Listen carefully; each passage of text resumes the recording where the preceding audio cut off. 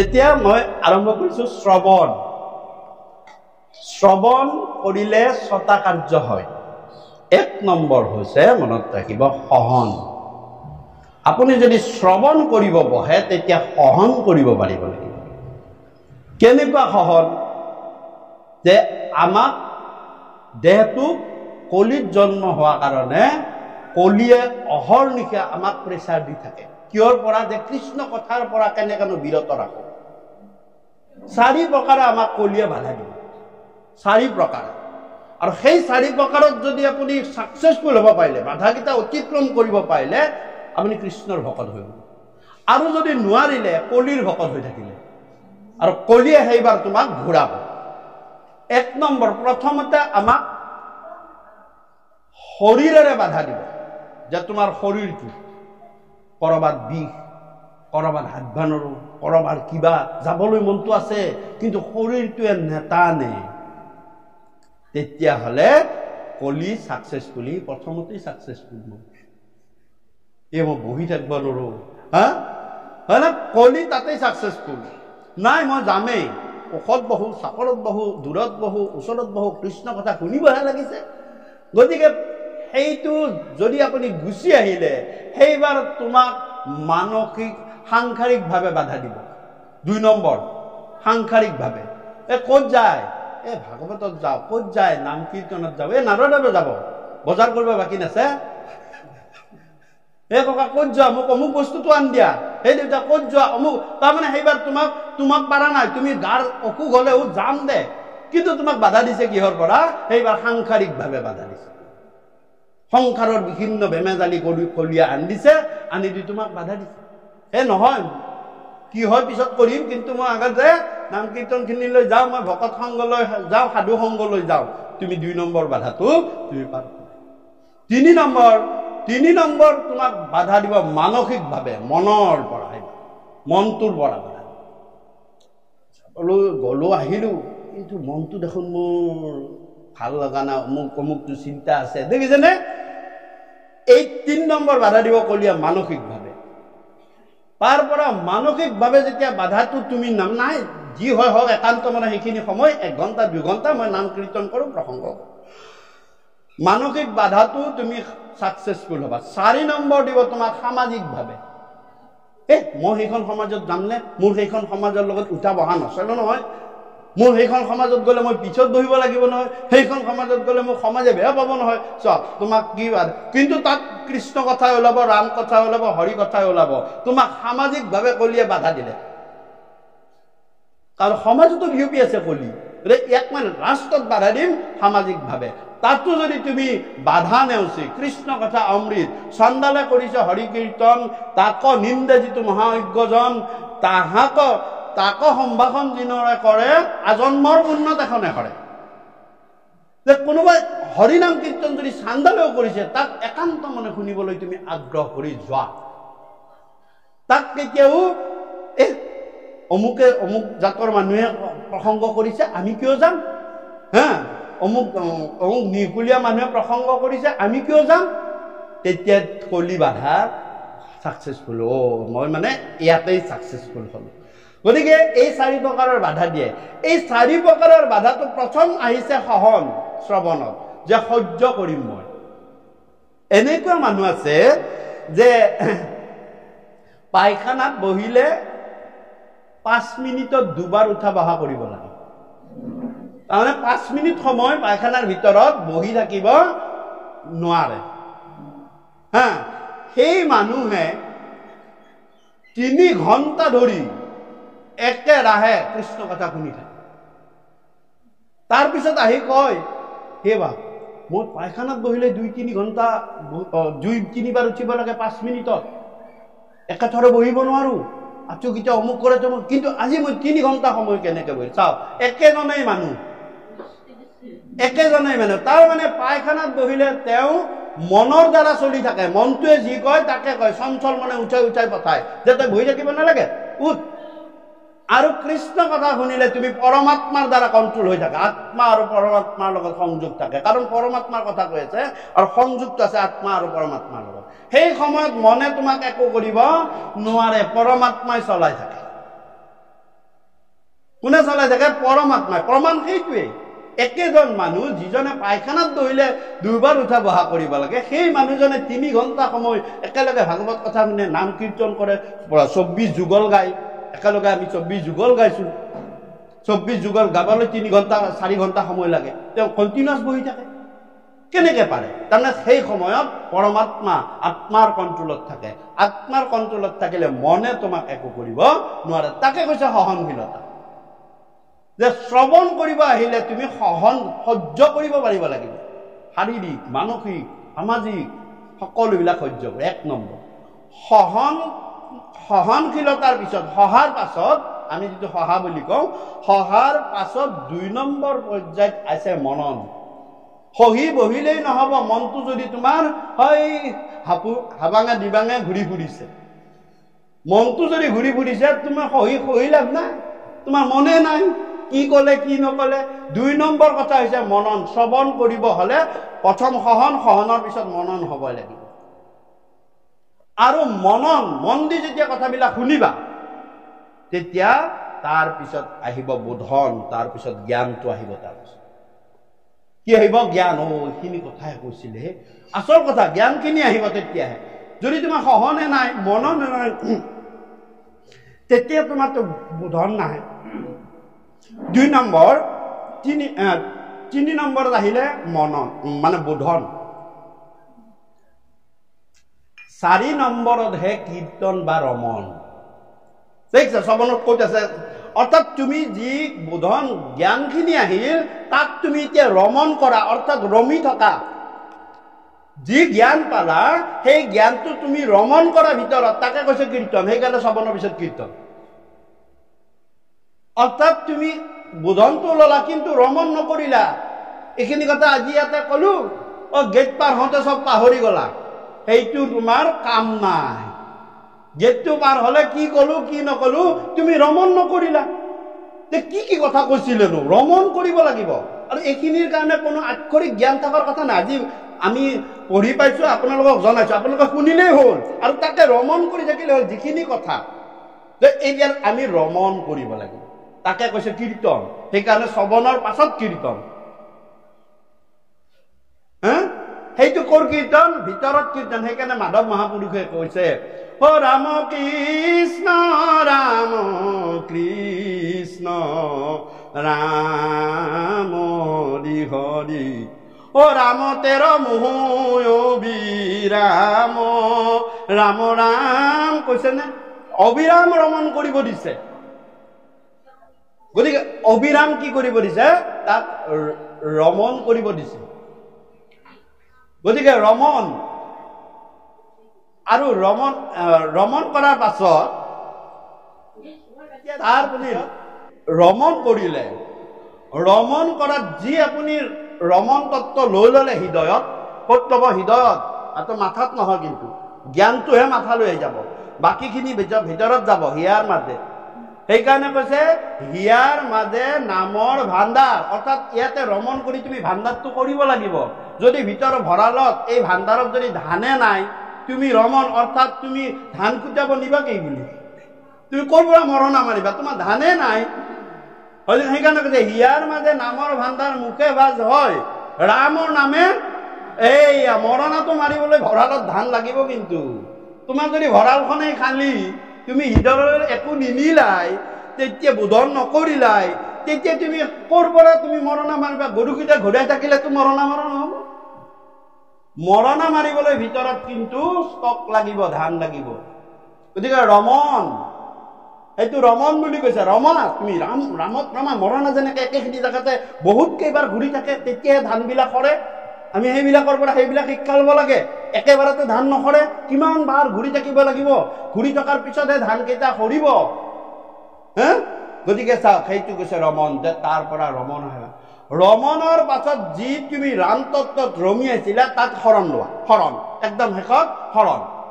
যে যি তুমি ভিতৰত ৰাম তত্ত্ব পালা তাক তুমি শৰণ লোৱা, সেয়াহে আচলতে শ্ৰৱণ।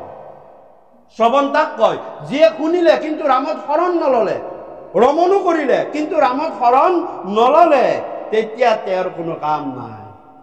হৰিত শৰণ লয়া যিটো জনয়ে, হৰিৰ চৰিত্ৰ শ্ৰৱণ কীৰ্তন কৰে, সেইজনেহে ও দুৰ্ঘুৰ পাৰ সংসাৰ সাগৰয়ে, সিটো মহাজনে অতি প্ৰয়াসে কৰে।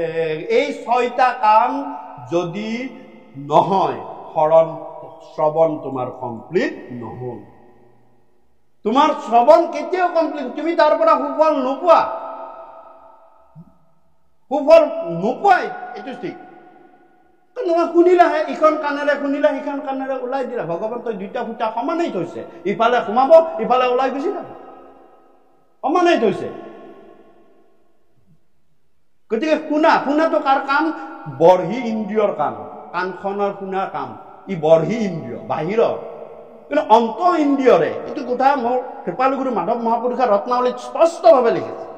শ্ৰৱণ বিৰোচন বুলি আছে ৰত্নাৱলীৰ। শ্ৰৱণ এইবিলাক তত্ত্ব কথা, এইবিলাক তত্ত্ব কথা, এইবিলাক তত্ত্ব কথাহে মোৰ কৃপালু গুৰু দুজনাই সম্পূৰ্ণ সেই ৰত্নাৱলী, ভক্তিপ্ৰদীপ, ভাগৱতৰ তাৎপৰ্যৰ কিছুমান কথা তাত লিখি থৈছিলে, হয়নে?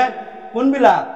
এই ৰত্নাৱলী শাস্ত্ৰখন যেতিয়া মোৰ কৃপালু গুৰু মাধৱ মহাপুৰুষে লিখি আনি কৃপালু গুৰুৰ হাতত দিলে। কিয় তত্ত্ব কথা বুলি কৈছো চাবচোন।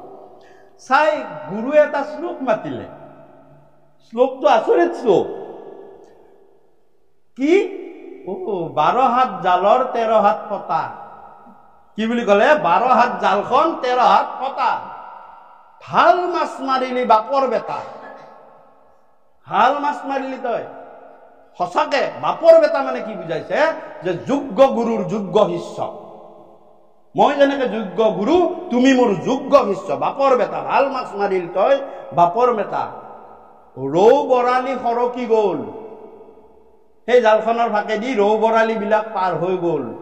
পুঠি খলিহনা পাহে পাহে ৰল, ডাঙৰ ডাঙৰ মাছবিলাক সৰকি গ'ল আৰু পুঠি খলিহনা বিলাক পাহে পাহে বাচি গ'ল। কি কথা? যে মহাপুৰুষ গুৰুজনাই তেতিয়ালৈ 12 স্কন্ধ ভাগৱত লিখিছে। তাৰ ওপৰত ভিত্তি কৰি মাধৱ মহাপুৰুষে যি ভক্তি ৰত্নাৱলী লিখিলে, সি 13টা স্কন্ধ হৈ গ'ল।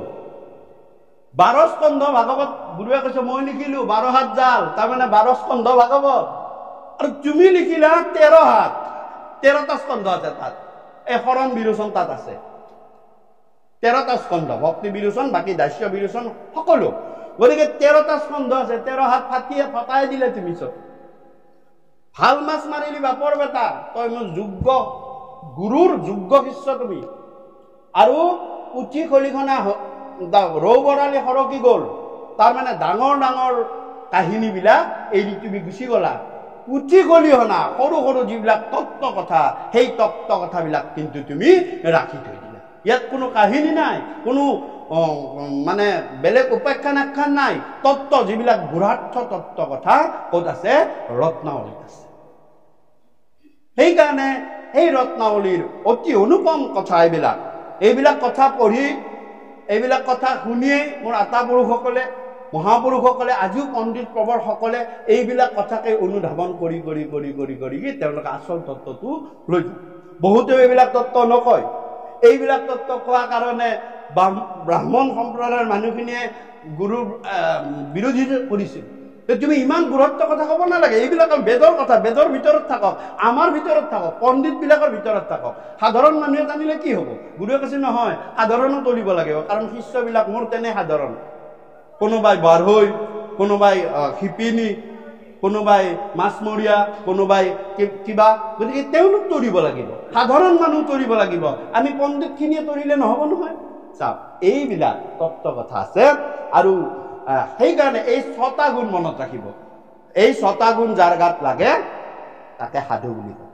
সাধুৰ 6টা গুণ এই 6টা গুণ থাকিব লাগিব যে এনেকুৱা সংগত যাব দিছে যে সাধু সংগ লৈ তোমাক নবজি হইলো কিনি অধোগামী যে মই সাধু সংগত যাব লাগিব আৰু সাধু সংগত গৈ মই তোমাক যদি নবজিলো মই অধোগামী গলো সাধু কাক বুলিছে এই 6টা গুণ যাৰ লগত আছে সি যি জাততে জন্ম নহওক তেওঁকে সাধু বুলি কৈছে সাধু বুলি কোনো এটা জাত কোনো এটা বংশ কোনো এটা পিঢ়ি নাই কি আছে যে সাধু বুলি এই 6টা গুণ যাৰ গাত থাকে সি যদি চান্দালু হয় সি সাধু হয়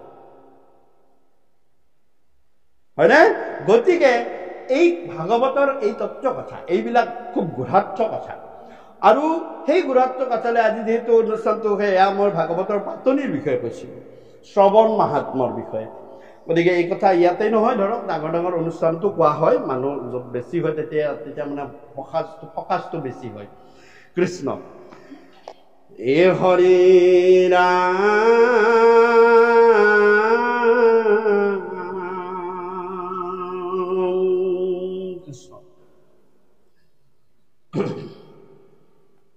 যে এই কথা আমি আজি বিশেষত 7ম স্কন্ধৰ পৰা আমি আৰম্ভ কৰোঁ যে আমি সংসাৰ পাতো কিন্তু ভাগৱতত সংসাৰ পতাৰ যি গুৰু পিতৃ গুৰু সংসাৰখনৰ এখন সংসাৰ বা এটা পৰিয়ালৰ পিতৃ গুৰু এই গুৰুৰ কিছুমান গুৰু দায়িত্ব থাকে আৰু পিতৃ গুৰুৰ পৰা সন্তানে মনত ৰাখিব যে পিতৃ গুৰুৰ পৰা সন্তানে 4টা বস্তু লাভ কৰে মনত ৰাখিব সেইটো পিতৃৰ পৰা আহে মাতৃৰ পৰা নাহে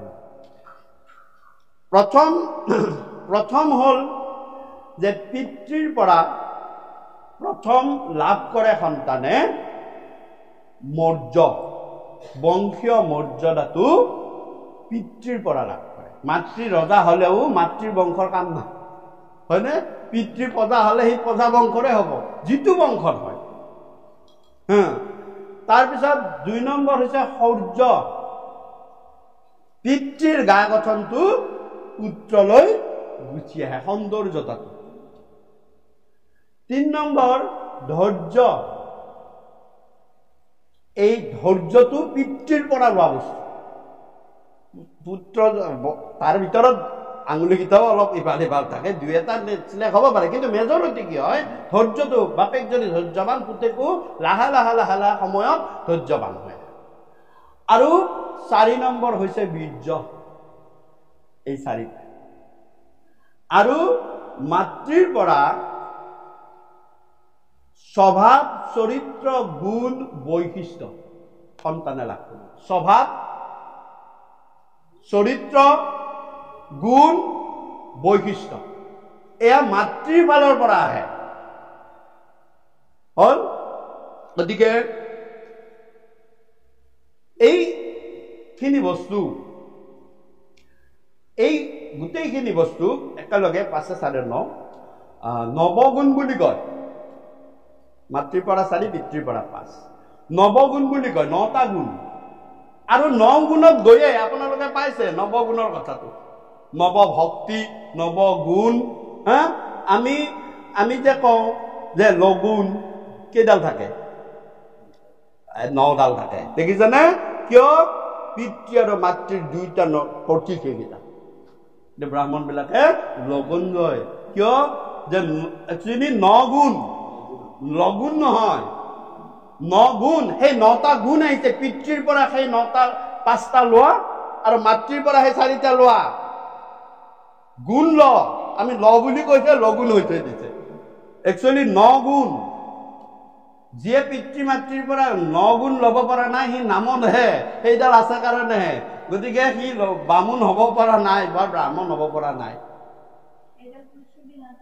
গতিকে এই কথাটো কিয় যে তেওঁলোকৰ গুণ আমিও পাওঁ সেইটো অকল যে তেওঁলোকে পাব সেইটো কথা নহয় তেওঁলোকে সেইটোত মানে বৈশিষ্ট্যটো ৰাখি দিয়ে আমি বংশৰ বামুণ সেই বৈশিষ্ট্যটো মানে মানুহক দেখায় আৰু এই কথাটো বুজা নাই কয় নহয় যে চিনাকি বামুণৰ লগুণৰ দৰকাৰ নাই হয় জানো নকয় জানো তাৰমানে তোমাক সকলো জানোৱেই তোমাক আৰু কি 9 গুণ 5 গুণৰ কথা আমি বিচাৰিম গতিকে মাতৃৰ পৰা সেই 4টা পায় গতিকে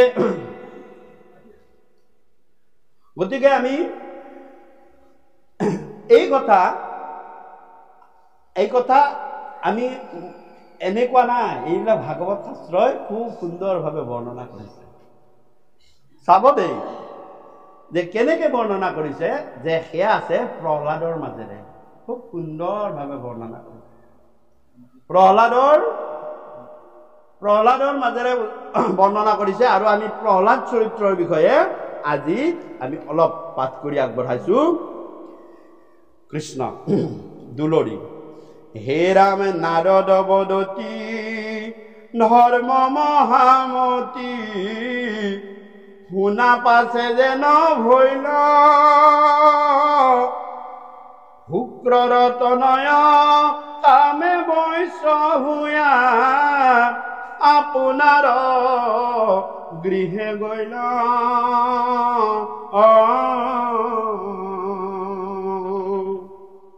হে সেই সময়ত সবাকো দায়ায়ে, দৈত্য শিশু সমস্তক অ মহাপুণ্যবন্ত প্ৰহ্লাদে কহন্ত, ভাগৱত ধৰ্ম যত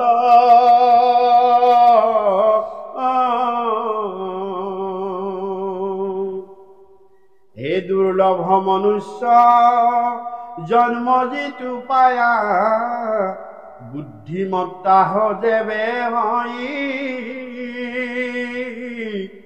কুমাৰ কালত ভূঞায়ে কমত, ভকতি কয়াস ৰই। যেতিয়া সন্ধ্যা মৰ্কৈ গৃহৰ কামত ল'ৰা ছোৱালীবিলাকক তুলতে এৰি, সন্তান ছাত্ৰবিলাকক তুলতে এৰি তেওঁ কৰ্মৰ কাললৈ গুচি যায়, তেতিয়া প্ৰহ্লাদে দৈত্য শিশুসকলক ওচৰলৈ মাতি আনি কয়, হে দৈত্য শিশুসকল, তোমালোকে যি ব্ৰাহ্মণৰ ধৰ্ম পালন কৰি আছা, শাস্ত্ৰমতে ব্ৰাহ্মণৰ শাস্ত্ৰমতে পালন কৰি আছা, তাতকৈও এটা উত্তম ভাগৱত ধৰ্ম আছে। কিন্তু ভাগৱত ধৰ্ম মানে আমাৰ ডেফিনিশ্যনটো আমাৰ কৃপালু গুৰুজনাই 2য় স্কন্ধতে দি থৈ দিছে। ভাগৱত ধৰ্ম আমি বিভিন্ন ধৰণে পালন কৰিব পাৰোঁ। ভাগৱত ধৰ্ম মানে হৈছে ভক্তি পৰিপাতিত ধৰ্ম। ভক্তি থাকিব, তুমি ভক্তিৰে পূজাও কৰিব পাৰা, ভক্তিৰে তুমি দান কৰিব পাৰা, ভক্তিৰে তুমি হোম কৰিব পাৰা, ভক্তিৰে তুমি যজ্ঞ কৰিব পাৰা, ভক্তি তাত লগ লাগিবই লাগিব। অৰ্থাৎ সেইটোকে ভাগৱত ধৰ্ম বুলি কৈছে। কিন্তু আমাৰ কৃপালু গুৰুৱে কৈছে যে নাহি ভাগৱত ধৰ্ম নামৰ সমান। কি বুলি ক'লে? যে ভাগৱত ধৰ্ম পৃথিৱীত বহুত আছে। কোনে কৈছে? ভীষ্মই কৈছে যুধিষ্ঠিৰক, এই যুধিষ্ঠিৰ, ভাগৱত ধৰ্ম বহুত আছে, বহুতে পূজা কৰিও ভাগৱত ধৰ্ম পালন কৰিব। ভক্তিহে কৰিব লাগে, পূজা কৰিলেও ভক্তি কৰিব লাগিব, গতিকে যজ্ঞ কৰিলেও ভক্তি লাগিব। গতিকে ভাগৱত ধৰ্ম বহুত আছে, কিন্তু হে যুধিষ্ঠিৰ, নাহি ভাগৱত ধৰ্ম নামৰ সমান। এক শৰণ হৰিনাম ধৰ্ম বা হৰিনাম ধৰ্মৰ নিচিনা ভাগৱত ধৰ্ম আৰু ক'তো নাই। গতিকে ভাগৱত ধৰ্ম মানে আমি এইটোৱে নুবুজিম যে নাম ধৰ্মই আছে, এয়া নহয়। ভাগৱত ধৰ্ম বহু, কিন্তু তাৰ ভিতৰত শ্ৰেষ্ঠ হৈছে নাম ধৰ্ম। আমাৰ ধৰ্মটোৰ নাম কি? আমাৰ ধৰ্মটোৰ নাম কি? মানে এতিয়ালৈ তাকেতো কৈ থাকে বহুতেও কয় মহাপুৰুষীয়া ধৰ্ম, বহুতে কয় ভাগৱতী ধৰ্ম, ভাগৱতী ধৰ্ম প্ৰচাৰ হওক। কিন্তু ভাগৱত শাস্ত্ৰই কৈছে ভাগৱত ধৰ্ম অকল এটাই নহয়।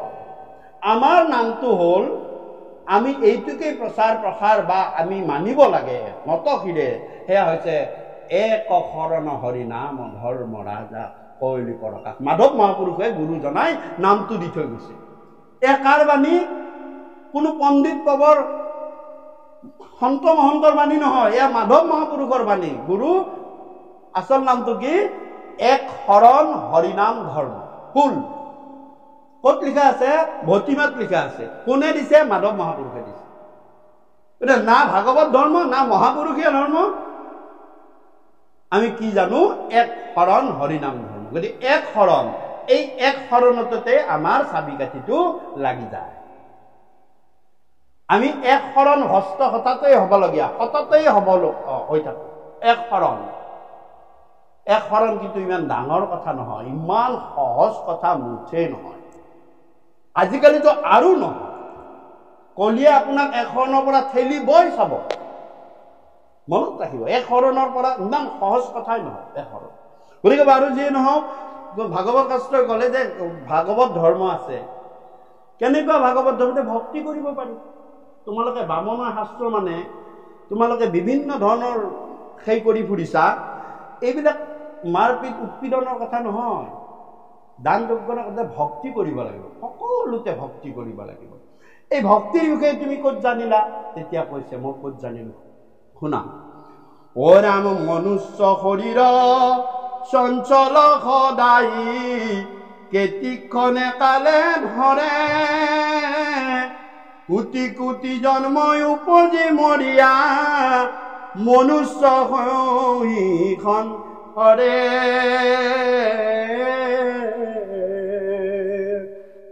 হে ৰাম এমত দুৰ্লভ জন্ম পাই আজিতো, ভকতিৰ স্বৰূপ, কাম্য কৰ্ম যত মিছাহে নজানি, তাক বাঞ্ছা নকৰো।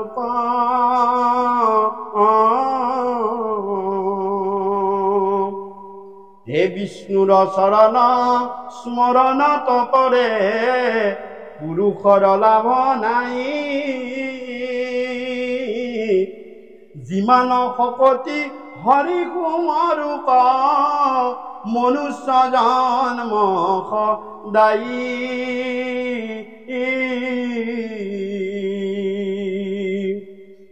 হে ৰাম সমস্তৰ প্ৰিয় হৃদয় আত্মা, জগতৰ পিতা মাতা, হেন জানিয়ান বিষয় এৰিয়া, সদায় হৰিক চিন্তা।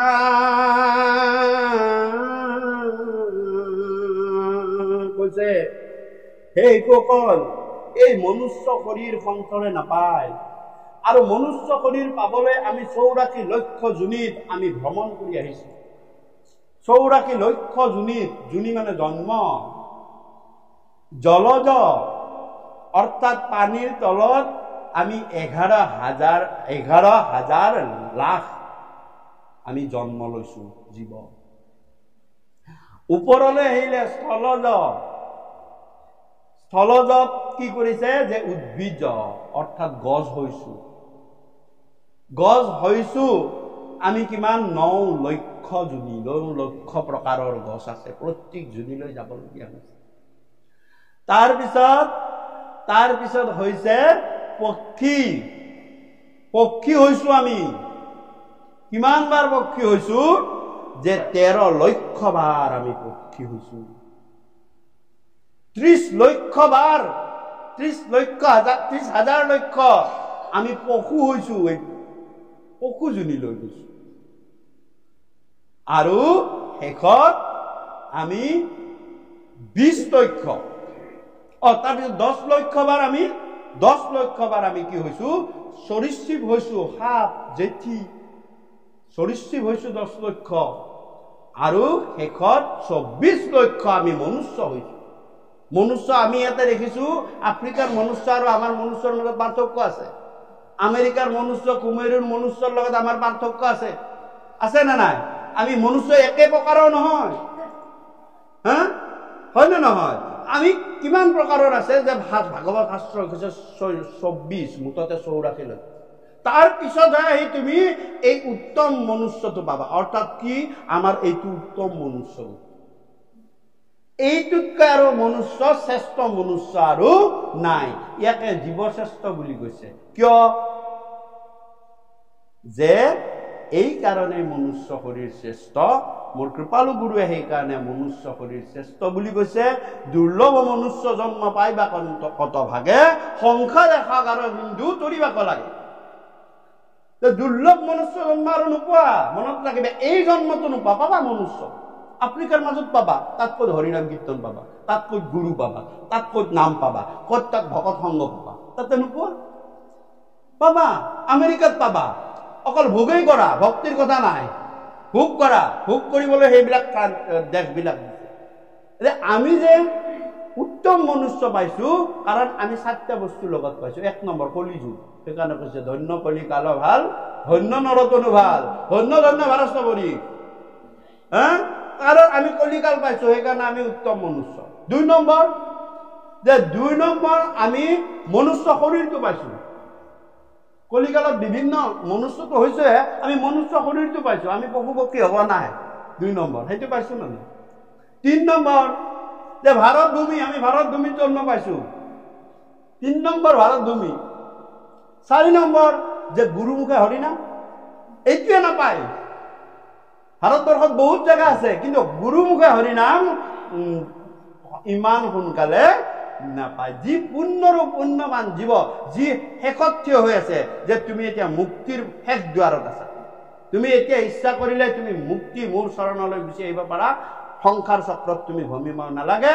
আৰু যদি ভোগকেই কৰি থাকা, আকৌ মই কিন্তু ঠেলা মাৰি তোমাক সেই 84 লক্ষ জুনি পানীৰ তলৰ পৰা আৰম্ভ হ'ব লাগিব। আকৌ পানীৰ তলৰ পৰা তোমাৰ ক্ষুদ্ৰ ক্ষুদ্ৰ ক্ষুদ্ৰ ক্ষুদ্ৰ পূৰ্ণ সঞ্চয় কৰি কৰি কৰি কৰি কৰি আহি কিমান যুগ যাব হিচাপ নাই, তাত তুমি কিন্তু পিছতহে পাবা। মনত ৰাখিবা, কি কৰিবা?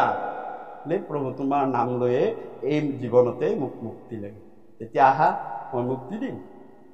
গতিকে ইয়াত প্ৰহ্লাদে সেইকাৰণে কৈছে যে সাৱধান, এইবাৰ কি কৰা তোমালোকে? ভক্তি কৰা। আৰু কি বুলি কৈছে যে গতিকে ইয়াতে কৈছে যে সমস্তৰে প্ৰিয় সুহৃদ আত্মা, জগতৰে পিতা মাতা, ভগৱন্ত পুৰুষ জগতৰ পিতা। মাতা কোন? পিতা মাতা বুলি কৈছে দেখোন। ভগৱন্ত মাতা কোন? মাতা আছে। ভগৱন্ত পুৰুষৰ মাক কেইগৰাকী জানেনে আপোনালোকে? নাজানে নহয়। ভগৱন্ত পুৰুষৰ মাক 7 গৰাকী, 7 সপ্ত মাতৃক নমিলা। ভগৱন্ত পুৰুষে প্ৰতিদিনে 7 গৰাকী মাতৃক প্ৰণাম কৰে। এয়া ভগৱন্ত পুৰুষৰ নিয়ম, ভাগৱতত আছে। যেতিয়া ভগৱন্ত পুৰুষে হস্তিনাপুৰৰ পৰা ৰাজ্য জয় কৰি তেওঁ পাণ্ডৱক আসনত বহাই আহি দ্বাৰকাত প্ৰৱেশ কৰিছে, তেওঁ পোনপ্ৰথমে গৈ মাতৃ 7টাক প্ৰণাম কৰিছে। আমি জানো দৈৱকী তেওঁৰ জন্মদাত্ৰী মাতৃ, 1 নম্বৰ। 2 নম্বৰ, 2 নম্বৰ হৈছে যশোদা, তেওঁ সেয়া হৈছে পালক মাতৃ, হয়নে? পালিছিলে। 3 নম্বৰ ৰোহিণী, বৈ মাতৃ বুলি কয়, আমি মাহীমা বুলি, হয়নে? 4 নম্বৰ ভক্তি মাতৃ। 4 নম্বৰ কি? ভক্তি মাতৃ। গতিকে ভগৱন্তও ভক্তি মাতৃক প্ৰণাম কৰে। 5 নম্বৰ ধৰা মাতৃ, এই পৃথিৱীখন ধৰা মাতৃ। 6 নম্বৰ গো মাতৃ, গোক মাতৃব্ৰত জ্ঞান কৰিব লাগে, গো মাতৃ। তাৰপিছত তাৰ পৰা কি হ'ল? গোমাতৃ, কেইটা কলো মই? 5টা হ'ল ন? 5টা নে 6টা হ'ল? 6টা হ'ল ন? অৰ্থাৎ 3 গৰাকী। তাৰপিছত ভক্তি, ধৰা, গোমাতৃ, আৰু 7 নম্বৰ হ'ল গুৰু মাতৃ। গুৰুৰ পত্নী, গুৰুসকলৰ পত্নীক আমি মাতৃব্ৰত জ্ঞান কৰিব লাগে, হয়নে? এই 7 গৰাকী মাতৃক ভগৱন্ত পুৰুষে প্ৰণাম কৰে। গতিকে ইয়াত কৈছে জগতৰ তুমি পিতা, আৰু তোমাৰ লগতে আছে জগতৰ মাতা। সেয়া মাতা হৈছে ভক্তি। গতিকে ভক্তিক মাতৃ বুলি কয়। আৰু হে ৰাম বুলিবা ভাগ্যৰ উদ্যম এৰিবে, কি কাৰ্যত লাগে আকৌ ইহাৰ উত্তৰ শুনা নিৰন্তৰ, অদ্বৈত শিশু মোৰ বাক। দত্ত শিশুবিলাক কৈছে, আমি যদি ভাগ্যৰ দ্বাৰাই সুখ আৰু দুখ পাওঁ, আমি আৰু কিয় ভক্তি কৰিব লাগে? ভাগ্যত যদি সুখ আছে সুখ পাম, আৰু দুখ আছে যদি দুখ পাম। তেতিয়া প্ৰহ্লাদে কৈছে নহয়, বিষয় সম্বন্ধ সুখ সমস্ত জনিত পায় হৰি সেৱা একো স্থানে নাই। হৰিৰ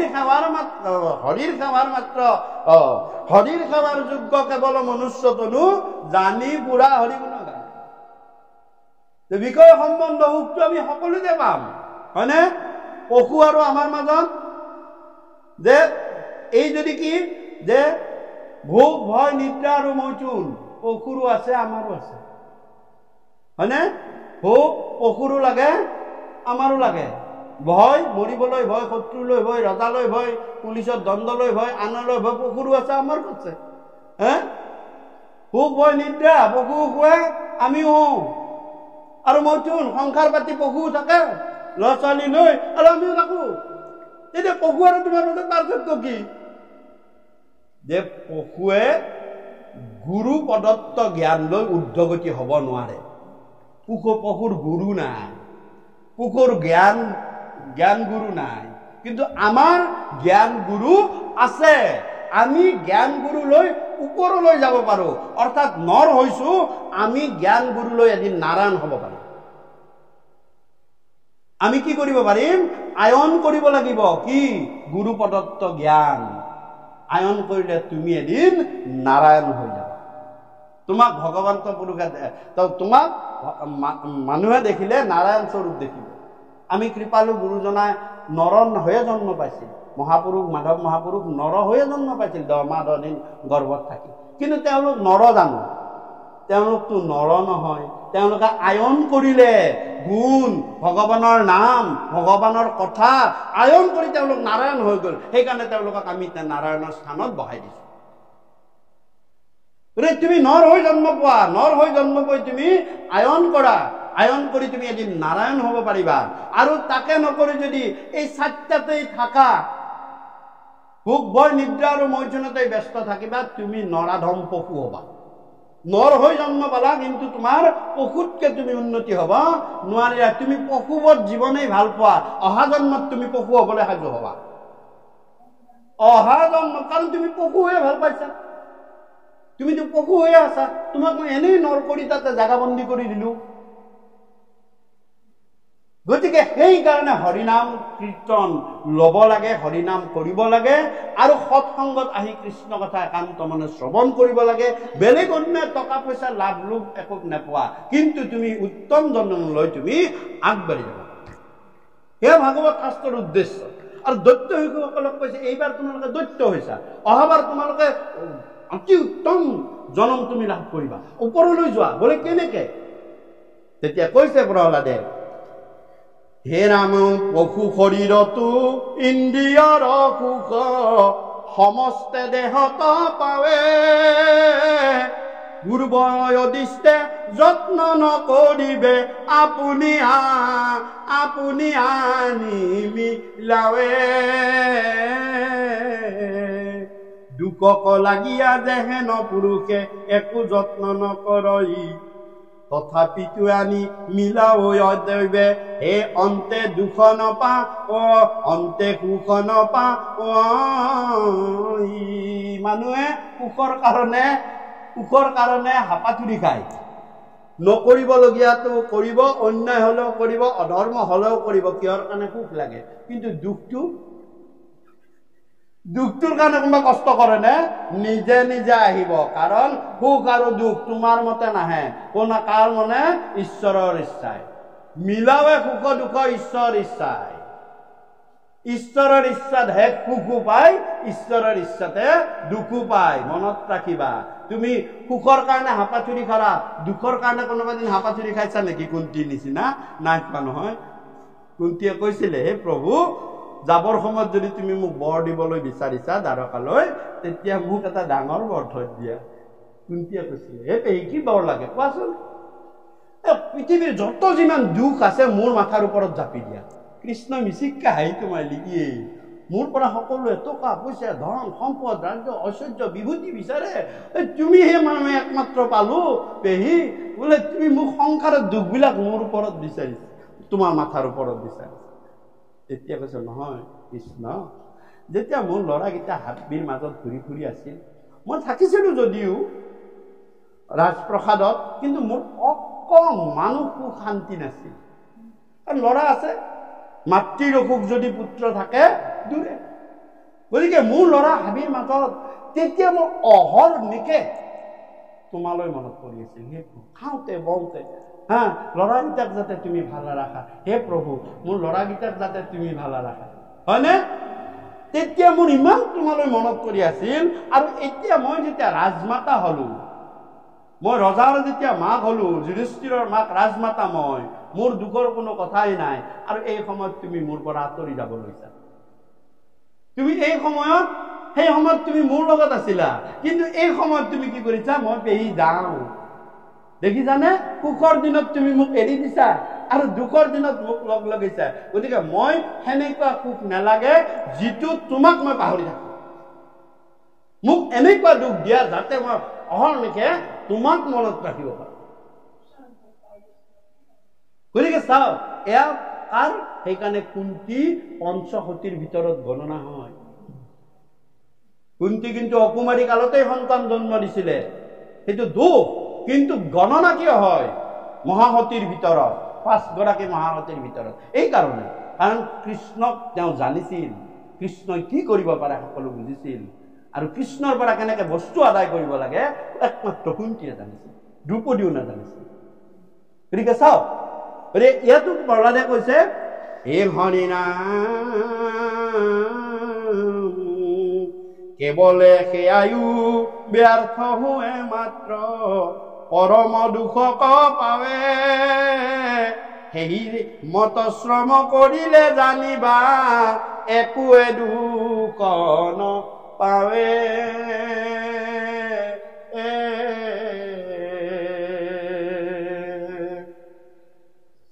এ হৰি ৰাম মুকুন্দ পদক যিটো জানে ভজে, হে ৰাম ও ৰাম যেন মত সুখী হৈ, একোৱে উপায় হিমতে কৰিয়া, নুহিকে সুখী নিশ্চয়। ভগৱন্তৰ পদ সেৱা কৰিলে যি সুখ পায় তাৰ সমান সুখ কোনো কতোৱে নাই। সেয়া কৈছে, কোনে কৈছে এইটো? এই কথাটো নিমি ৰাজাকো নৱসিদ্ধই, 9টা সিদ্ধৰ কবি সিদ্ধই কৈছে। কৈছে যে সুখ কি? নিমি ৰাজা সুধিছে সুখ কি? তাক সুধিছে নৱসিদ্ধ সুধিছে যে কওকচোন সুখ কি? তেতিয়া কৈছে, হে ঐত্যান্তিক সুখ তজু পদ সেৱা, হৰি হৰি হৰি হৰিয়ে সেৱা পৰি হৰি, শিশুকে ভৈলো বঞ্চিত। ঐত্যান্তিক মানে হৈছে সৰ্বোৎকৃষ্ট। যে পৃথিৱীত যদি সৰ্বোৎকৃষ্ট সুখ আছে সেয়া হৰিপদ সেৱা, ভকতৰ সেৱা, গুৰুৰ সেৱা, নামৰ সেৱা, কৃষ্ণদেৱৰ সেৱা। তাতকৈ সুখ আৰু কতো নাই। ঐত্যান্তিক সুখ তাকে কৈছে। আমি সুখ বুলি মানুহ বুলিয়া নেদেখা সুখৰ মুখ, সুখ বিচাৰোতে পায় সংসাৰত দুখৰ উপৰি দুখ। আমি সুখ বিচাৰি যাওঁতেই দুখেহে পাওঁ, আমি আচল সুখ কি নাজানো। তুমি যদি ভগৱন্তৰ সেৱা কৰা, ভকতৰ সেৱা কৰা, হে প্ৰভু মই একো নালাগে, মোক তুমি মোক ভকতৰ সেৱা কৰিবলৈ দিবা, ভগৱন্তই কয় তেতিয়া তোমাক মই সুখ দিম। কাৰণ ভকতৰ সেৱা কৰিছা, তুমি মোৰ সেৱা কৰিছা। গতিকে ভকতক কি ভাবিব লাগে যে ভকত সেৱা কোনটো যে হে প্ৰভু ভগৱানৰ স্বৰূপ, ভগৱন্তৰ স্বৰূপ হৈছে ভকত। যে ভগৱন্ত স্বৰূপ ভকতৰ দোকানী অৱস্থানত আমি সেৱা কৰিব লাগে কৃষ্ণ। আৰু হে হৰি নাম বালক কালৰ পৰা জনা যায়, হে ৰাম। ইয়াতে খুব ধুনীয়া এটা কথা কৈছে, আমিতো পদটোত গায়ে থাকো। কি বুলি গাওঁ? কেশৱ শিৱ শিৱ ঘষিও সদায় ৰামৰ নাম বিনা বান্ধৱ নাই। তাত এটা মানে পদ আছে কি? হে ৰাম মনুষ্যৰ আয়ুষত বৰিষ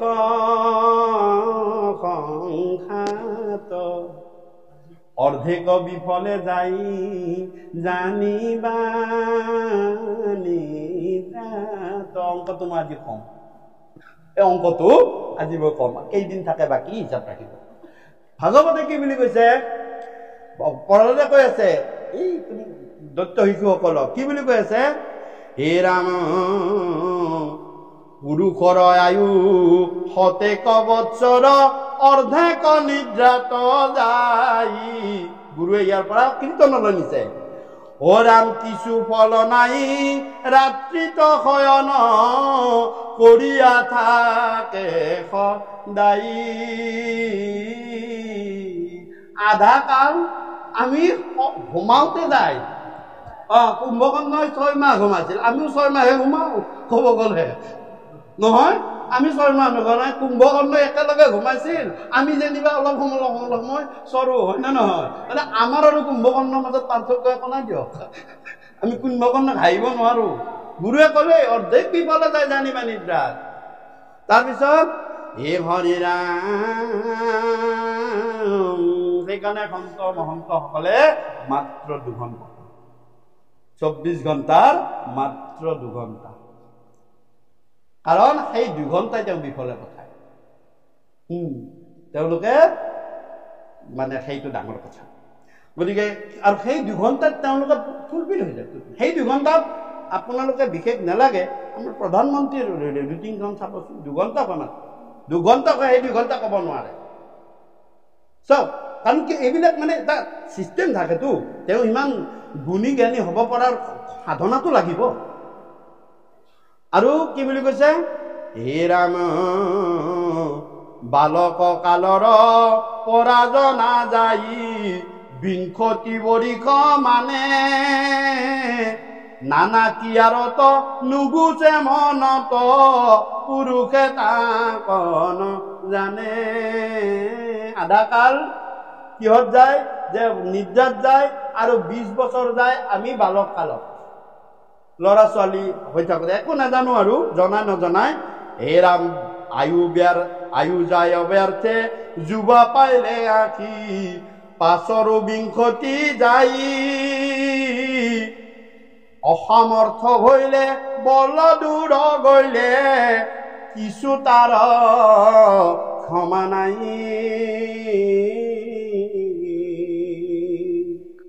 তথাপিতো মন পূৰণ নযাই শৰীৰত বল নাই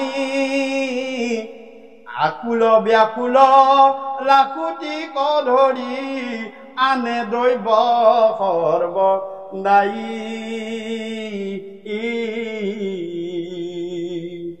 হে বলবন্ত কাল তাহাক পুখিবে নপাৰয় একো কালে। হে ৰাম শিশব বৎসৰ এহিমতে যাই বিষয় মিছাজন জালে। শেষত যুৱা কালতো 20 বছৰ যায়, আৰু 20 বছৰ গৈ শেষত বৃদ্ধকালে যায়। শেষ বিংশতি একো কাৰ্য সাধিবাক নাহি শেষপতি। চাও এতিয়া কথা হ'ল, তেতিয়া মোৰ কৃপালু গুৰুৱে সেই সময়ত আজিৰ পৰা 500 বছৰ আগতে কি বুলি কৈছিলে, যে মনুষ্যৰ আয়ু 100 বৰিষ সংখ্যা। সেই সময়ত মানুহবিলাকৰ গড় আয়ু আছিল 100, হয়নে? কিন্তু আজি গড় আয়ু 100 নে নহয়, আজি গড় আয়ু 60 বছৰ। এতিয়া 60ক ভাগ কৰক, 60 বছৰৰ আপোনালোক, কাৰণ আপুনি 100 ধৰিলে নহ'ব, আপুনি এতিয়া 500 বছৰ আগত নাই।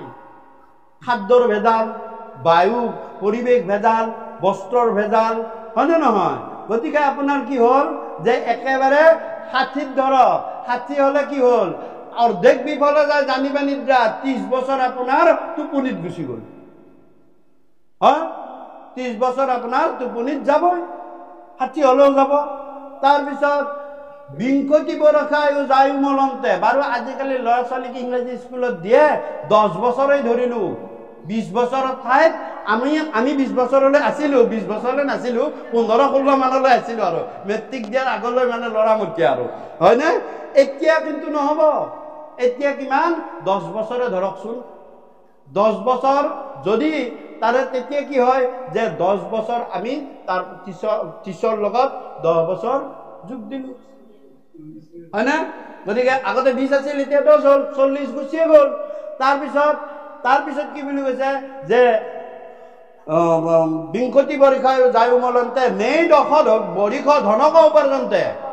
5 আৰু 10 বছৰ, সেই সময়ত 10 বছৰ গৈছিল, আজিকালি 5 বছৰ ধৰকচোন, 5 বছৰতে টকা পইচা ইনকাম কৰে।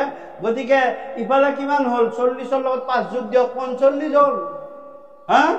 তাৰপিছত একেবাৰে শেষতটো কি যে বৃদ্ধকালে যায় শেষ বৰিষ বিংশতি, 20 বছৰ নাথাকে, এবাৰ আধা কৰিম, তাকো আধা কৰিম।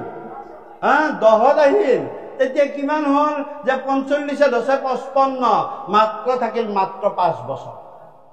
মনুষ্য জীৱনত তুমি ৰামধন অৰ্জন কৰিবলৈ কিন্তু 5 বছৰেই পাবা, মাত্ৰ 5 বছৰ। পৰমায়ু 60 বছৰ, 5টা পাইবা 5 বছৰ। এই 5 বছৰতো যদি তুমি সাধু সংগ কৃষ্ণ নাম নললা, তোমাৰ আকৌ চক্ৰত ঘূৰিবলৈ তুমি সাজু। একদম স্পষ্ট হিচাপ। আমি 100 ধৰি থাকিলে নহব। এতিয়া কদাপিও 100 বছৰ গড়ায়ো নাই। গতিকে 5 বছৰতহে দিছে, আমি 5 বছৰহে পাম হৰিনাম। তাতো আমি নলওঁ, বিভিন্ন অজুহাত, বিভিন্ন ধৰণেৰে ক'লো না, কলিয়াত আহি 5 বছৰকে বাধা দিয়ে, 4বাৰকৈ বাধা দিব 5 বছৰতে, কিমান বেমেজালি, হয়নে? এই হৰিনাম, সেই 5 বছৰত কি হ'ব? চকুৱে নমনে, কাণে নুশুনয়, এই তথাপি তৃষ্ণা বিস্তৰ। চকুটো যেতিয়া ভাল আছিল, তেতিয়া পুথিখন দেই, এতিয়া পুথি পঢ়িব হোৱা নাই নহয় মই। মই এতিয়া পুথি পঢ়িম নেকি? মই বুঢ়া কালত ধৰিব লাগিব, তেতিয়া চকুৰে নমনিবা, দেখাই নাপাওঁ কিবা লিখা আছিল মা বাবা। ভাগৱতখন জীৱনত এবাৰো পঢ়িয়ে নাথাকে। ভাগৱতখন এবাৰো টেবুলতে হওক, জীৱনত পঢ়ি নাথাকে, এইটো আটাইতকৈ ভুল। তোমাক সেই জ্ঞানৰ মুখামুখি হ'বলৈ যদি জীৱনত এটা পাতৰো সন্মুখীন নোহোৱা, মনত ৰাখিবা, তুমি প্ৰতিদিনে কৃষ্ণৰ মুখামুখি হৈছা, প্ৰতিদিনেই। আৰু চকুৱে কলিয়ে বাধা দিবই তোমাক সেইটো কৰিবলৈ, চকুৰে নমানাতো কলিৰহে বাধা। কলি চকুৰে সোমাই গৈছে, তো আমাৰ চকুৰে সোমাই গৈছে কলি, সেইকাৰণে চকুৰে একো দেখি নাপায়।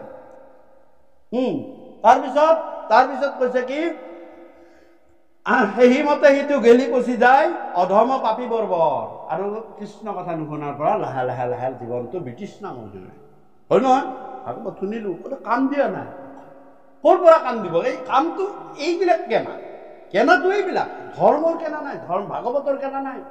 গুৰুৱে একদম স্পষ্টভাৱে লিখিছে, দৃঢ়ভাৱে কৈছে যে তুমি ভাগৱতক আশ্ৰয় কৰা, তুমি ভক্তিক আশ্ৰয় কৰা, তুমি কৃষ্ণক আশ্ৰয় কৰা, তুমি সংসাৰ সহজে তৰি যাব পাৰিবা, কোনো তোমাৰ অসুবিধাই নাই। ইমান এচুৰেঞ্চ দিয়াৰ পাছতো আমি নাই। এই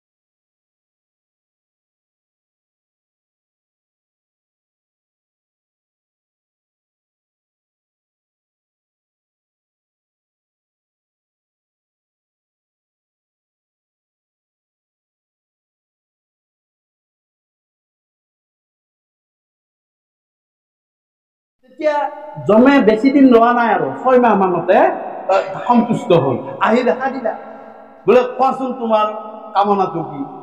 বোলে হে ঈশ্বৰ, ঈশ্বৰ বুলি কৈছে, হে ঈশ্বৰ কি কম, মোৰ নাম মা দেউতাই মৃত্যুঞ্জয় ৰাখিলে। মৃত্যুঞ্জয় মানে বোলে মৰাক যিয়ে জয় কৰিছে। গতিকে ময়ো আপোনাক সেৱা পূজাৰ কাৰণ হ'ল মই যাতে নমৰো, আপুনি মোক মাৰিব নোৱাৰিব।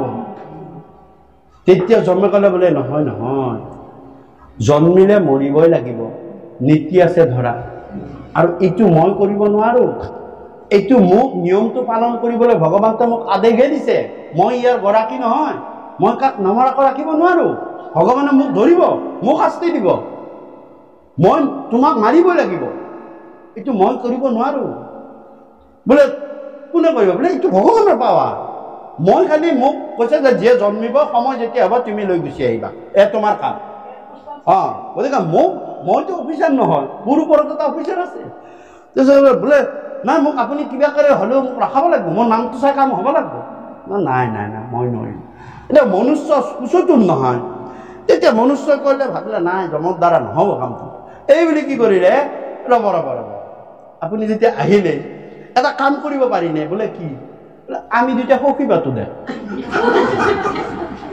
বুদ্ধি উলিয়াই ল'লে, জমে কৈছে সেইটোত পাৰি, মোৰ সখী পতাত কাৰো মানা নাই, কিন্তু নামাৰাটোহে মোৰ মানা আছে, মই সখী সকলোৰ লগতে পাতিব পাৰো। বোলে হ'ব, তেতিয়াহ'লে আজিৰ পৰা আপুনি আৰু মই সখী, এই মানে অগ্নিশয় কওক।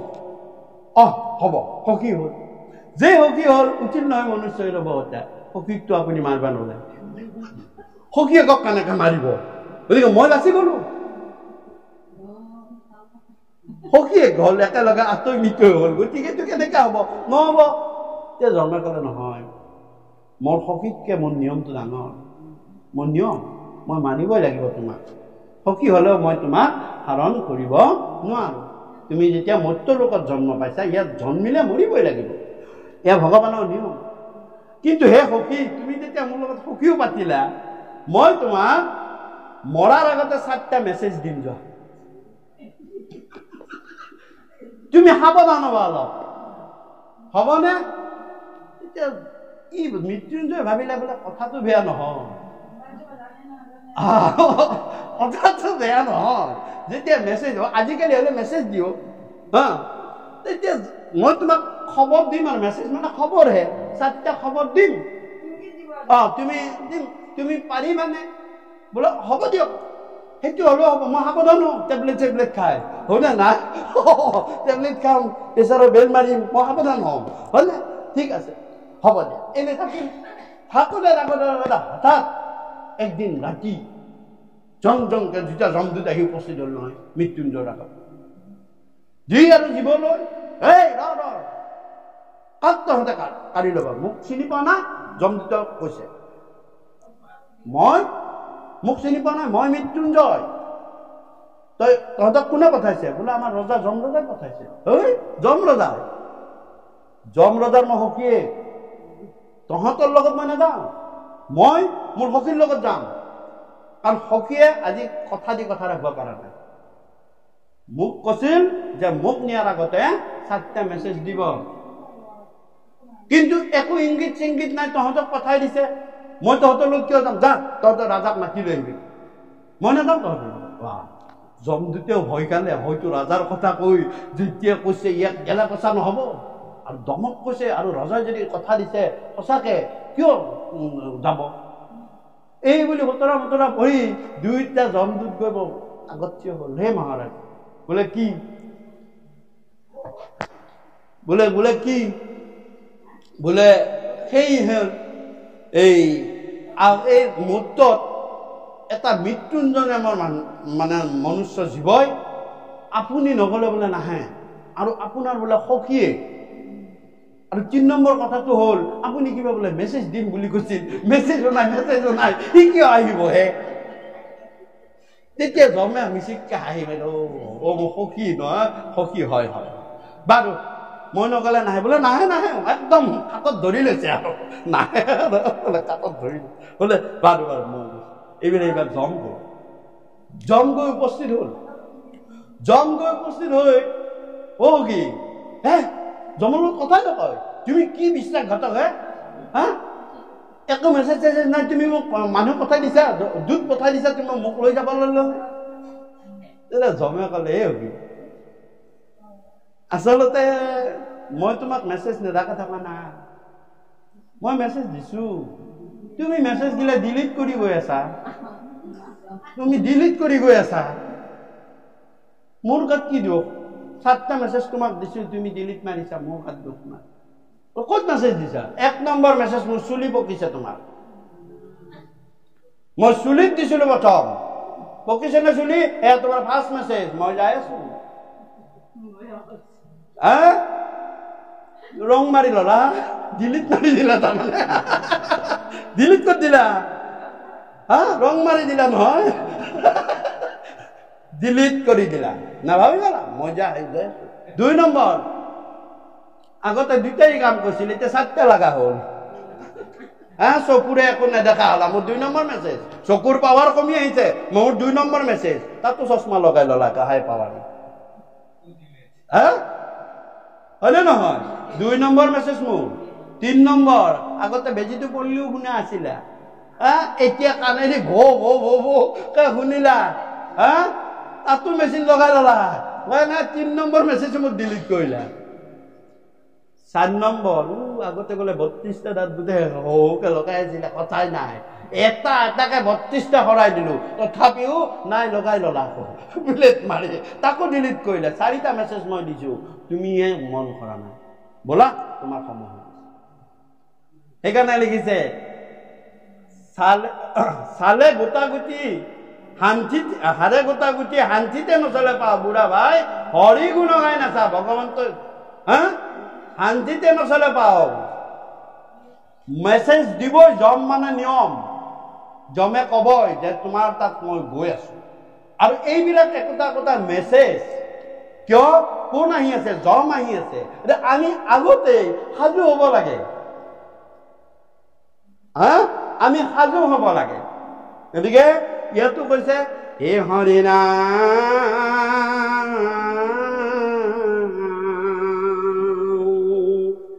ইহাৰৰ উত্তৰ শুনা দৈত্য শিশু মনে গুণা জিতেন্দ্ৰিয় নোহে যিটো জন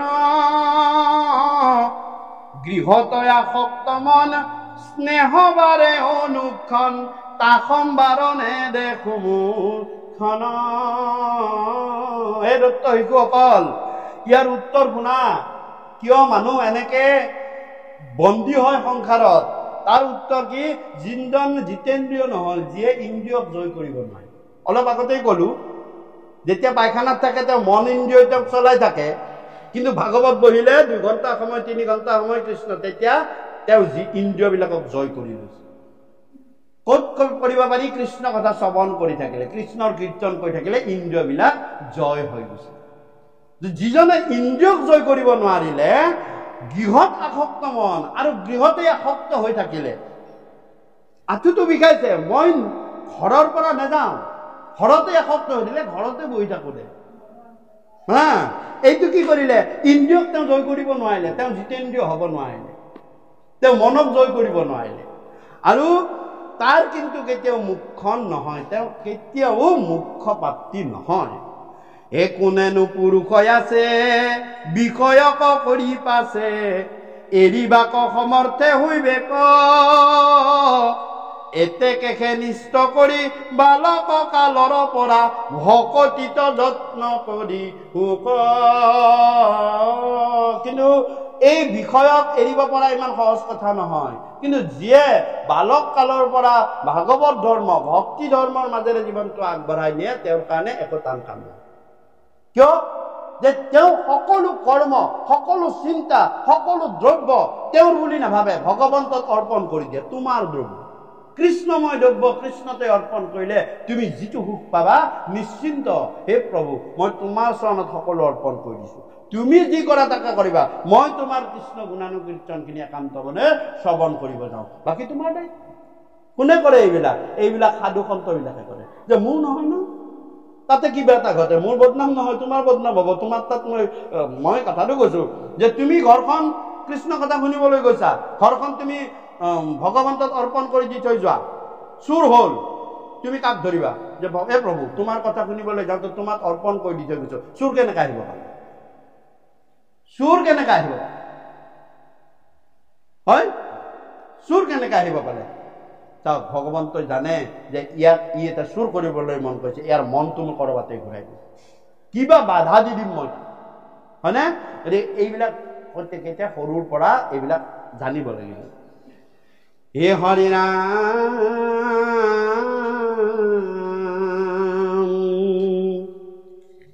হে ৰাম দেহা আৰু হেতু নেৰিবাৰ, শুনা কহো সাৰে সাৰ, ধন আশা কৰিবে কোনে, দেহাটো কৰিয়া শ্ৰেষ্ঠ জানা ধন, নিস্তে নিষ্ঠ মানে অতি পৰম যতনে,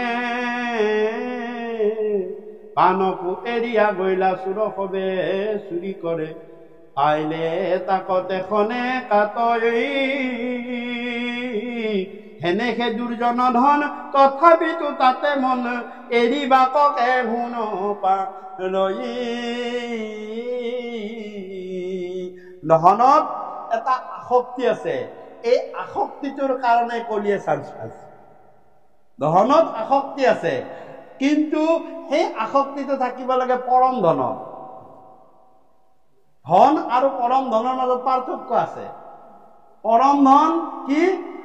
নামে পৰম ধন চিন্ত মন ভাই, তনু চিন্তা মনি জন্ম বিফলেহে যায়। হে মুখ কিনা কিনা হৰি, মুখ কিনা কিনা আন ধন নলাগৈ, নাম ধন বিনা। হয়নে? হয় নে নহয়? কি লাগে মোক? নাম ধনহে লাগে। কাৰণ মোক যিটো ধন আছে সেই ধনে মোক ইয়ালৈহে কাম কৰিব, মোৰ যেতিয়া শেষ নিশ্বাসটো ইয়াত থাকিব তাৰ পিছত মোক সেই ধনে কাম একো নকৰে। কোটি টকা থাকিলেও তোমাৰ একো কাম নাই, যেতিয়া শেষ নিশ্বাসটো ইয়াত থাকিব তেতিয়ালৈহে তোমাৰ কাম কৰিব, হয়নে? কিন্তু পৰম ধনে তোমাৰ শেষ নিশ্বাসটো বাদেই দিয়ক, জন্ম জন্মান্তৰলৈ তোমাক সেই পৰম ধনে নেৰে, তুমি এৰিলেও পৰম ধনে নেৰে। আৰু ভগৱন্ত পুৰুষে আমাক ইয়াত ধন আৰ্জিবলৈ পঠোৱা নাই, আমাক পৰম ধন আৰ্জিবলৈহে পঠাইছে। আৰু ভগৱানে তেতিয়া একাউণ্টটো খুলি চাব, ইয়াৰ একাউণ্টত কিমান পৰম ধন লৈ আহিছেনো, বোলে এই প্ৰভু নাই, জিৰো বেলেঞ্চ, বোলে দে, তেতিয়াহ'লে তাক আকৌ সংসাৰ চক্ৰত ঘূৰাই দিয়ে। মই কিয় পঠাইছিলো? হা? কিন্তু হে প্ৰভু তাক 2 কোটি থাকে, মোৰ প্ৰয়োজন নাই, 2 কোটিয়ে তাক নতৰাই, মোক লাগে পৰম ধন। হা? পৰম ধন আমি কেনেকে সঞ্চয় কৰিব পাৰো? পৰম ধনৰ একাউণ্টটো কেনেকে খোলা যায়? আছেনে? পৰম ধনৰ কাৰণে আমি কি লাগিব? একে কথা, বেংকত যি লাগিছে চব লাগিব। এইটো ধন, সেইটো পৰম ধন। চাওক, আপোনালোকে বেংকত ধন জমা কৰিব, চাওকচোন, প্ৰথমতে আপোনাক কি দিব? বোলে মই টকা পইচা কেইটা মই কি কৰো, যি টকা পইচা আজিছো বেংকত দলিমাত দিওঁ, বেংকে জমা ল'বনে? হা? নলয়। কাৰ পইচা কোনে থৈছে, হয় নে নহয়? কিন্তু আমিও কি কৰো? পৰম ধনৰ ক্ষেত্ৰত যাওঁচোন, বেংকত আপোনাৰ কি প্ৰথম এটা একাউণ্ট লাগিব না নালাগে? হা? একাউণ্ট এটা লাগিব, আপোনাৰ পইচাটো থব লাগিব। একাউণ্টটো আপুনি কি, আপুনি শুৱালকুছিত জন্ম পালে বুলি শুৱালকুছিৰ SBI আপোনাৰ নামত একাউণ্ট এটা খুলি থব নেকি? হা? হবনে? নথয়। সেইটো আমি ভালকে জানো, পইচা যে কি কৰিব লাগে, কিন্তু পৰম ধনৰ বেলিকে আমি নাজানো। ধনৰ কাৰণে জানো, তাৰ আক্ৰোশ আছে, কাৰণ ভগৱানে আমাক সেই ধনে আনিছে বুলি ভাবে। ভগৱানে হৈছে ইয়াতে বিল্ডিং বনাই থৈ গ'লে ভগৱানে সন্তুষ্ট হ'ব তাতে, আমাক সেইটো ভাবিছে। কিন্তু ভগৱানে ইয়াত ধনটোৰ কাৰণে আমি কনচিয়াছ। বেংকত এটা একাউণ্ট খুলিব লাগে, বেংকত একাউণ্ট খুলিব যাওকচোন, প্ৰথমতে আপোনাক কি দিব? ফৰ্ম এখন দিব যে আপুনি এইখন ফৰ্ম ফিল আপ কৰক। ফৰ্মখন আপুনি প্ৰপাৰলি ফিল আপ কৰিব লাগিব। আপুনি যদি ভগৱন্তৰ পৰম ধন একাউণ্ট চাবলৈ যায়, আপোনাক প্ৰথমতে এখন ভগৱানে ফৰ্ম দিব। ক'ত পাব ফৰ্মখন? ফৰ্ম পাব গুৰুৰ তাত। গুৰুমুখী হ'ব লাগিব, গুৰুক ধৰিব লাগিব, হে প্ৰভু, হে গুৰু, মোক এটা একাউণ্ট খুলিব। বোলে একাউণ্ট খুলিম, একাউণ্ট খুলিবলৈ হ'লে তুমি একাউন্টসটো কি হৰণ অৰ্থাৎ নিয়ম আছে তুমি একাউন্টস খুলিবলৈ বেংকত যেনেকে ফৰ্মখন কি নিয়ম এটা মই এইখিনি নিয়ম বেংকৰ মানিম এইটো ডিক্লাৰেশ্যন দিয়ে শেষত চহীটো কৰি যে মই এইখিনি নিয়ম মানিম গুৰুত হৰণ লোৱা মানে গুৰুৰ নিয়মখিনি তুমি মানিবলৈ বাধ্য তেতিয়া তোমাৰ বেংকত একাউন্টস হৈ গ'ল অৰ্থাৎ হৰণ আপোনাৰ হৈ যোৱাৰ লগে লগে আপুনি যেতিয়া হৰণ হ'ব ইফালে বেংকত যেনেকে একাউন্টস খুলিব তাতো একাউন্টস খুলিব প্ৰতি যেতিয়া চাওক বেংকৰ একাউন্টসটো খোলাৰ লগে লগে আপোনাক এটা বহি দিব আজিকালি কি দিব বহিটোৰ কাম বিশেষ নাই আজিকালি কি দিব ATM অল টাইম মানি হয়নে নহয় অল টাইম মানি বুলিয়ে কয় যাৰ যে নহওক তাৰ কিন্তু বেলেগ আছে নেমটো বাৰু ATM এখন দিব গুৰুৱে পৰম ধন থবলৈ কি দিব পৰম ধন থবলৈ গুৰুৱে ATM খন আপোনাক দি দিলে ধৰক বেংকে দিলে আপুনি ATM খন দিলে কামটো হ'বনে আপুনি গুৰু হৰণ দিলে কামটো হ'বনে হৰণ দিলে আজিকালি বহুতে লয় হৰণ লয় কিয় ভাত বিতাব লাগে প্ৰসাদ পাতিব লাগে মই ভকতৰ সংগত বহিব লাগে সেইকাৰণে হৰণ লয় ঠিক তেনেদৰে সেইটোতো কাম নহয় ভাত বিতোৱাটো হৰণৰ কাম নহয় একেবাৰে নহয় একদম মূৰ্খৰ কথা এইটো এই কাৰণে হৰণ দিয়ে যে আপোনাক এই কাৰণে বেংকত ATM খন দিছে যে তাত তুমি ইচ্ছা কৰিলে পইচা থব পাৰা ইচ্ছা কৰিলে পইচা উলিয়াব পাৰা হয়নে তুমি তাত পইচা থব পাৰা সেইকাৰণে একাউন্টসটো বনাইছে বেংকে তোমাৰ ঘৰত নথৈ পইচাটো বেংকত থবা সেইকাৰণে একাউন্টসটো তোমাক দিছে এতিয়া হৰণটো এই কাৰণে দিছে যে তুমি তাত দৈনিক যিটো নাম অৰ্জন কৰিলা তাত তোমাৰ সোমাই যাব তোমাৰ যদি একাউন্টস নাই অৰ্থাৎ তুমি হৰণ লোৱা নাই তোমাৰ নাই জিৰো তোমাৰ একাউন্টসই নাই তোমাৰ পইচা ক'ত জমা হ'ব গতিকে এই কাৰণে হৰণ লাগে যে তোমাৰ এটা একাউন্টস হৈছে দৈনিক এতিয়া দৈনিক একাউন্টসটো কেনেকে খোল খাব তুমি ATM খন দিলে কাম নহ'ব নহয় ATM ত কি দিয়ে কওকচোন লগত এটা সেইটো হলেহে হয় কি দিয়ে 4টা কোটৰ এটা নম্বৰ দিয়ে 4টা আখৰ কি দিব 4টা কোট দিব না নাই 4টা আখৰ থাকে চাবি তাত বহুত সকলোৰে ATM আছে হয় না 4টা দিব গুৰুৱে কেই নাম দিয়ে আপোনালোকে ক'বই পাৰা নাই দেখোন কি হৰণ লোৱা নাই নেকি নলয় যদি মই নকওঁ দেই এইবিলাক কথা মই হৰণ নলওঁ অসমীয়াৰ লগত মই নকওঁ এইবিলাক কথা কেই নাম দিয়ে কৈ দিব কাৰণ কেই নাম দিয়ে 4 নাম হয় নে নহয় 4টা নাম মাৰি আপুনি ৰাতিপুৱাই একাউন্টসটো খুলি লওক প্ৰত্যেকে হৰণীয়াসকলে নাম ল'ব লাগে নে নাই প্ৰত্যেকে ল'বলৈ কিয় খুলি ল'ব লাগে একাউন্টসটো খুলি ল'ব লাগে তাত আপুনি দিনৰ দিনটো যত যিমান নাম শুনি থাকিব হৌ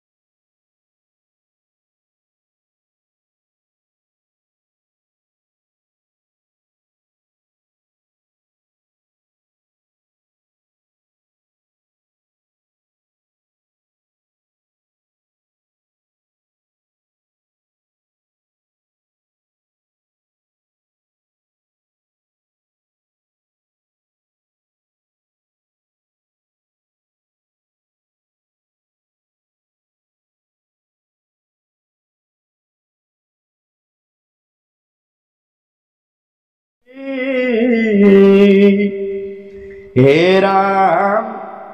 রাম রহস্য স্থানত যত অঙ্গ আলাপ পরম মধুর তজুমানি অনাম হৃদয় কহরে সিতু অমৃত সমান জিতু তাক এৰিবে কোন প্ৰাণী। গতিকে আৰু এটা কথা যে প্ৰিয়তম ভাৰ্যাকো এৰিব নোৱাৰে শেষৰ সময়। গতিকে এইও এটা মায়া, কিন্তু কৈছে তাতকৈ প্ৰিয়তম এটা আছে।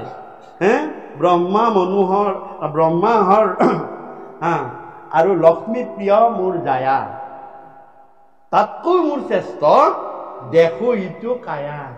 ভগৱানে নিজে কৈছে যে ব্ৰহ্মা হৰ এওঁলোক মোৰ প্ৰিয়, তাতকৈ মোৰ বেছি প্ৰিয় মোৰ লক্ষ্মী।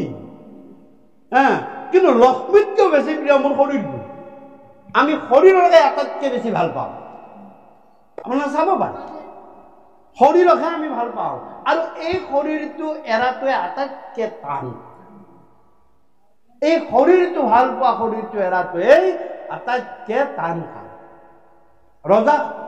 ৰজা পৰীক্ষিতে ধন সোণ ৰাজ ভঁৰাল বিষয় বা সকলো এৰি থৈ গুচি আহিলে, কিন্তু শৰীৰটো এৰিব পৰা নাছিল। সেইকাৰণে শৰীৰত মোহ আছিল, আৰু শৰীৰৰ পৰা মোহটো যাবৰ কাৰণেই সুখে তেওঁক চেষ্টা কৰিছিল, আৰু শেষত সুখ সফল হৈ গৈছিল। অৰ্থাৎ ৰজাৰ শেষত এই শৰীৰটোৰ প্ৰতিও মোহ নাইকিয়া। গতিকে চাওক, গতিকে ইয়াত কৈছে যে ইয়াত বহুত টান কাম। তথাপিও হে হৰি ৰাম,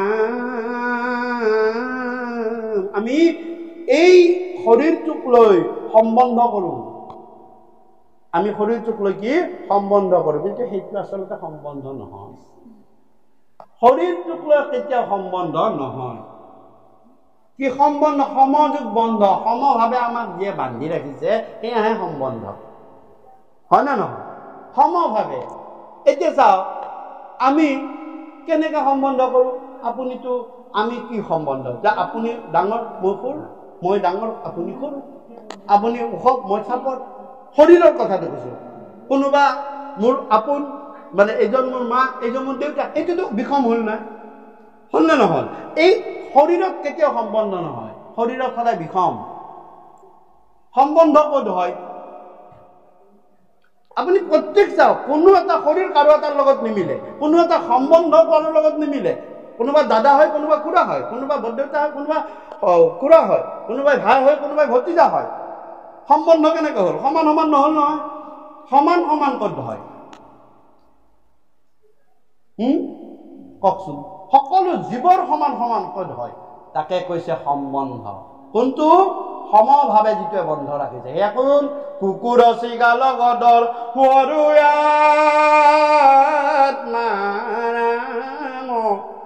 কুকুৰ চিগাল গদৰ বড়ো আত্মাৰাম, সেইটো সম্বন্ধ। অৰ্থাৎ কুকুৰৰ ভিতৰত যিটো আত্মা আছে, মোৰ ভিতৰত এটা, মোৰ সেকে একে আত্মা আছে। মোৰ দেউতাৰ তাত যিটো আত্মা আছে, মোৰ তাতো এইটো আত্মা আছে, হয়নে? মোৰ ককা দেউতাত যিটো আত্মা আছে, মোৰ লগতো এইটো আত্মা। ইয়াত আমি সম্বন্ধ। গাহৰি এটাত যিটো আছে, মোৰ লগতো সেই একে আত্মা আছে। তাকে কৈছে, তাকে সম্বন্ধ। বাকীটো চব বিষম, কাৰণ আমি মায়াত পৰি আছো। মায়াত থাকিলে কোনো বস্তু সম্বন্ধ হ'ব নোৱাৰে। কিন্তু কুকুৰ চিগাল গদৰ ভৰো আত্মাৰাম, তাতে সম্বন্ধৰ সূত্ৰটো সেইটো। জানিয়া সবাকো কৰি পৰিবা নাম, মনত ৰাখিবা, সেইটো সম্বন্ধ। কুকুৰৰ লগত তোমাৰ সম্বন্ধ জীৱৰ অৰ্থে। গতিকে ইয়াতো কৈছে, আৰু এইদৰে মই আজি এটা কৃষ্ণ কথা হ'ল, মই আজি প্ৰথমতে কৈছো মাতৃৰ পৰা 5টা গুণ আহে, আৰু এইখিনি কৈ মই আজি কথা অনুষ্ঠান সামৰণি মাৰিম। 12:20। গতিকে কথা হ'ল যে 5টা গুণ মাতৃৰ পৰা আহে। তাৰ এটা প্ৰমাণ হ'ল যে ভক্ত প্ৰহ্লাদ, আপোনালোকে জানে ভক্ত প্ৰহ্লাদৰে এখন পঢ়ি আছো। ভক্ত প্ৰহ্লাদৰ পিতৃ আছিল হিৰণ্যকশিপু, যিয়ে বিষ্ণুৰ বৰটো শুনিব পৰা নাছিল, হয়নে? আৰু মাতৃ আছিল কয়াধু।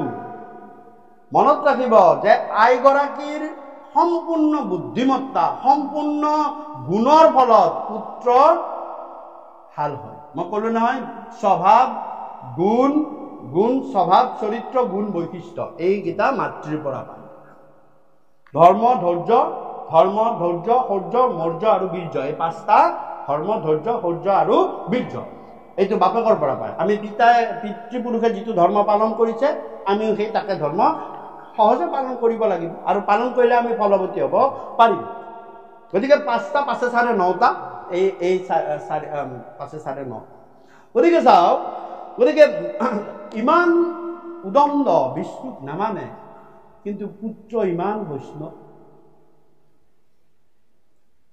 কথা হ'ল কি যে আচলতে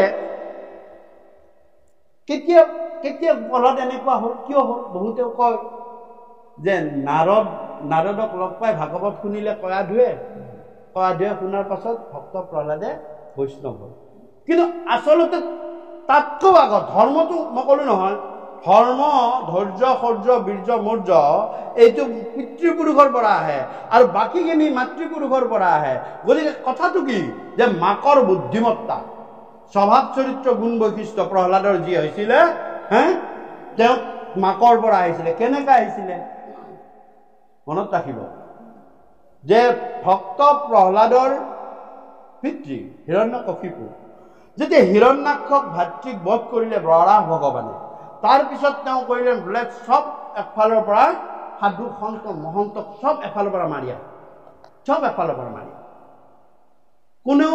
কোনো দেৱতা সুখ শান্তিৰে থাকিব নোৱাৰে কোনো সাধু মহন্ত ঋষি মুনি কাকো থাকিব নোৱাৰে কিন্তু মোৰ যুদ্ধ হৈছে বিষ্ণুৰ লগত কাৰণ ইহঁতক উপদ্ৰৱ কৰিলে বিষ্ণু আহি দেখা দিব আৰু মই যুদ্ধ কৰিম পিছৰ চোৱাটো মই কৰিম তহঁতি আগতে প্ৰথমতে সিহঁতক উপদ্ৰৱ কৰ এনেকৈ ক'লে তেতিয়া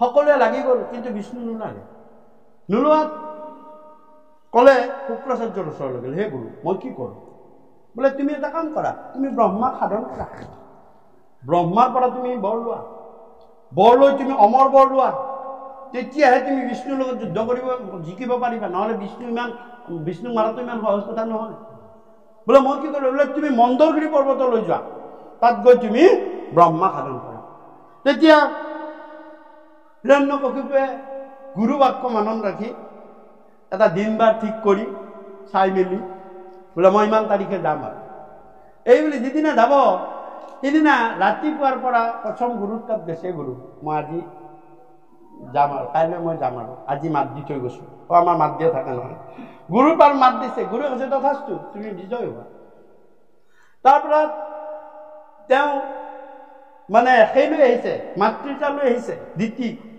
দিতিক কৈছে মাতৃ মই যাম কাইলৈৰ পৰা মই এইটো মানে ধ্যানত যাম মন্দৰগিৰিত তোমাক মাত খাটিলো তথাস্তু কাশ্যপৰ ওচৰলৈ আহিছে কাশ্যপক মাত দিছে ঠিক আছে সকলোৱে ভাল পাইছে তাৰপৰা আহি ঠিক দুপৰীয়া সময় কয়াধুৰ তালৈ আহিছে তিৰোতা গৰাকীকো মাত দিব লাগিল কয়াধুৰ ওচৰলৈ আছে সেই কয়াধুৰ মই এই কাইলৈ ৰাতিপুৱাই মই ধ্যানত যাম যে তোমাক মাত দিলোঁ আৰু মনত ৰাখিবা মই যদি ধ্যানত সফল হ'ব পাৰোঁ মই ঘূৰি আহিম আৰু যদি নৰোঁ মই কিন্তু ঘূৰি নাহোঁ এয়া আমাৰ শেষ দেখা দেখিও হ'ব পাৰে মই তোমাক কৈ দিম মই ধ্যান কৰিম তেতিয়া কয়াধুৱে কৈছে হে স্বামী আপোনাৰ মই ক'ত বাধা দিব পাৰিম মইতো বাধা নিদিওঁ এইটো কথা নহয় নিদিওঁৱে আপুনি ইচ্ছা কৰি যাব কিন্তু মোৰ আপুনি শেষৰ অনুৰোধ এটা ৰক্ষা কৰে যে শেষ অনুৰোধ এটা মোৰ আছে তেতিয়া ক'লে বোলে কি অনুৰোধ বোলে আজি দুপৰীয়া সময় কালি আপুনি ৰাতিপুৱা ব্ৰহ্মপুৱাই আপুনি গুচি যাব এইখিনি সময় আপুনি মোৰ লগত থাকক মোৰ লগত থাকক তাৰমানে মই তোমাৰ লগত থাকিব বোলে অন্তেশপুৰত আপুনি মোৰ লগত থাকক কিন্তু আৰু এটা চৰ্ত আছে বোলে কি বোলে এই সময়খিনিত আপুনি মুঠে খং কৰিব নোৱাৰিব এইটো আপুনি মোক কথা দিয়ক থকাটো থাকিবই কিন্তু খং অলপ কোনো কাৰণত মোৰ ওপৰত হওক কোনো কাৰণৰ ওপৰত হওক আপুনি খং কৰিব নোৱাৰিব শান্ত শিষ্ট হিচাপে থাকিব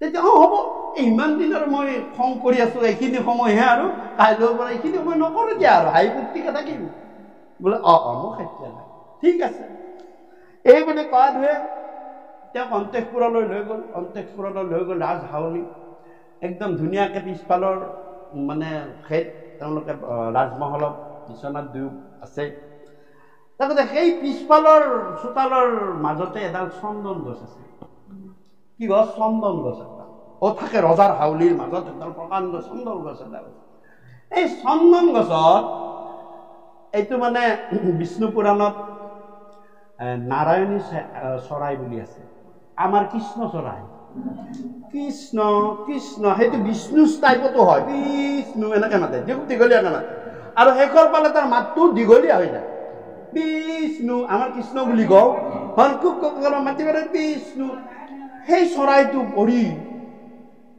মানে মাতিব ধৰিছে বিষ্ণু